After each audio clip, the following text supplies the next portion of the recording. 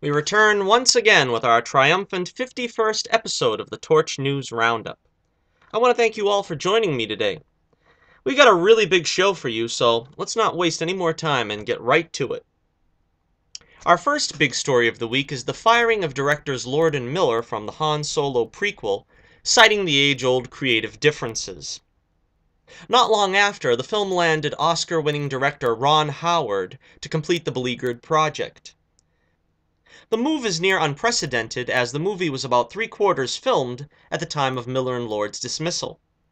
Howard, of course, has long ties to Lucasfilm, having starred in American Graffiti for George Lucas, as well as directing Willow for him in the 80s. Howard inherits the film with 3.5 more weeks to film, plus 5 weeks of scheduled additional shooting. Filming is set to resume on July 10th for a May 25th, 2018 release. This isn't the first time Disney has had to step in to course-correct a Star Wars movie. As you may remember, Gareth Edwards' Rogue One was subject to additional tinkering after filming. Tony Gilroy ostensibly retooled the film to what we have now. Michael Arndt was also shown the door from The Force Awakens early on in pre-production in favor of Lawrence Kasdan and J.J. Abrams. So it seems keeping Star Wars in line isn't quite as easy as it seems for Disney. I think Ron Howard is obviously a good choice, though it leads one to wonder how much of the actual film he'll be responsible for now. And now it's time to take another crazy ride on the Marvel Sony merry-go-round.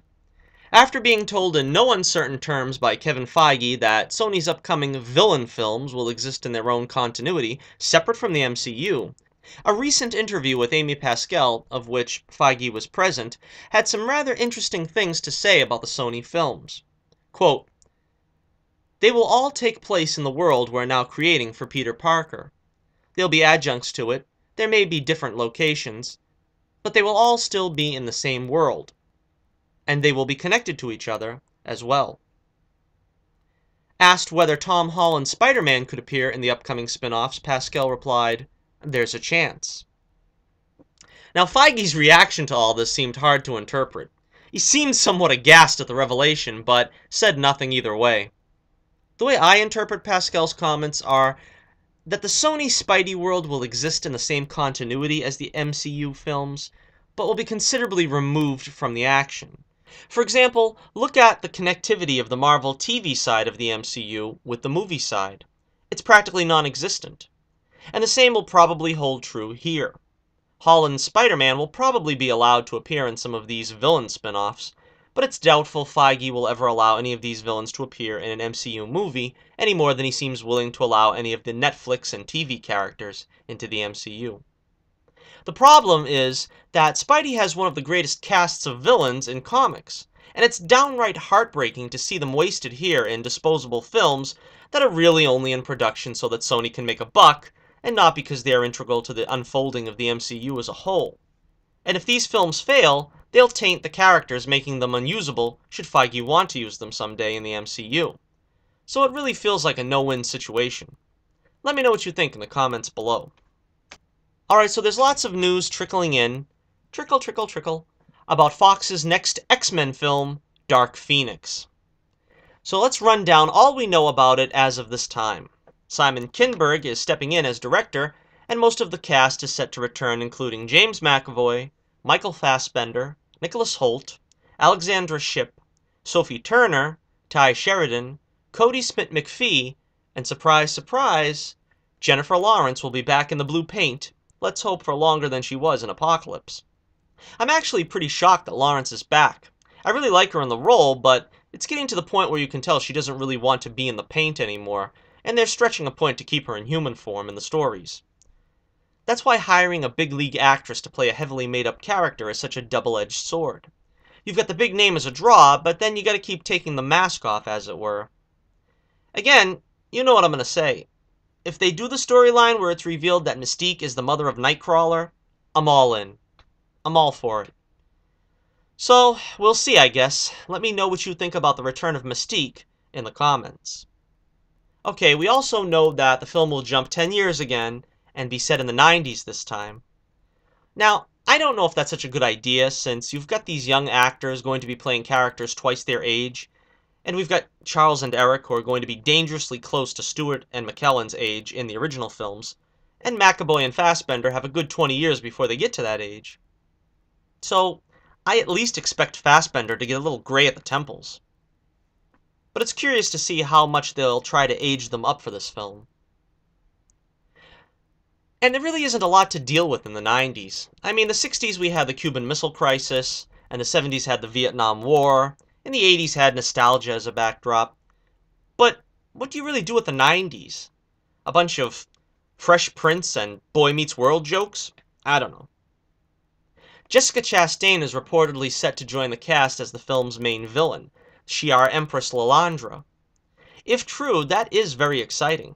I'm dying to see them get the Dark Phoenix saga right this time, as a grand space opera with secrets and love and betrayal and loss. That would be epic. And finally, we hear Dazzler will have a small role in the film, which I guess kinda makes sense since Dazzler was introduced in the comics around that period. But this film really doesn't need to be earthbound. And my only concern is that, since it's going to be set 10 years after Apocalypse, most of the Phoenix saga might have taken place off-screen, which I think would be a mistake. I think you need to set up the Phoenix before you actually get to the Dark Phoenix. It's going to be tough to do the setup right, though, since they already burned through the Hellfire Club in the 60s. But I don't know, maybe they'll have a second-generation Hellfire Club? I'm really hoping that, if anything, we get to see the Starjammers. I'd love to see Corsair and his relationship with Cyclops. Who knows, maybe they will with the success of Guardians of the Galaxy. It'll be a chance for them to do their kind of incarnation of that. I'm not sure that they can justify in the timeline Corsair being Cyclops' father, but at this point, does it really matter? The Fox X-Men timeline is already screwed up to epic proportions. Does it really matter? X-Men Dark Phoenix is set for release November 2nd, 2018. And finally, let's just take a couple of moments to look at Fox's New Mutants movie, also due out next year. The film will be directed by Josh Boone, and he claims the film will be more of a horror movie than a superhero movie. He was quoted as saying, "We are making a full-fledged horror movie set within the X-Men universe. There are no costumes, there are no supervillains. We're trying to do something very, very different." So, that's pretty disheartening. No costumes? Do they mean even less of a costume than the X-Men ones used in the movies? And no supervillains? Who'll be the antagonist? And as someone who's not a horror genre fan, I can't say this film is sounding all that appealing to me. But anyway, let's run down what we know about the cast thus far. Anya Taylor-Joy is playing Illyana Rasputin, aka Magic, little sister of the X-Men's Colossus. Maisie Williams is playing Wolfsbane. Henry Zaga is playing Sunspot, and Charlie Heaton is reportedly playing Cannonball. Perennial Marvel Netflix co-star Rosario Dawson is up for the role of Cecilia Reyes, upgrading from night nurse status to full-fledged doctor. The New Mutants will open in theaters April 13th, 2018. And that's about all we have for you today. Let me know what you think about the upcoming Dark Phoenix, New Mutants, and Han Solo prequel movies, and the state of the Sony MCU interfilm connectivity. As always, check out my website and Twitter page with the links in the description below. Thanks again for joining me, God love you for being here, and so, from Stately Torch Manor, this is Johnnie Torch reminding you, keep the flame burning brightly, and I'll be with you again real soon.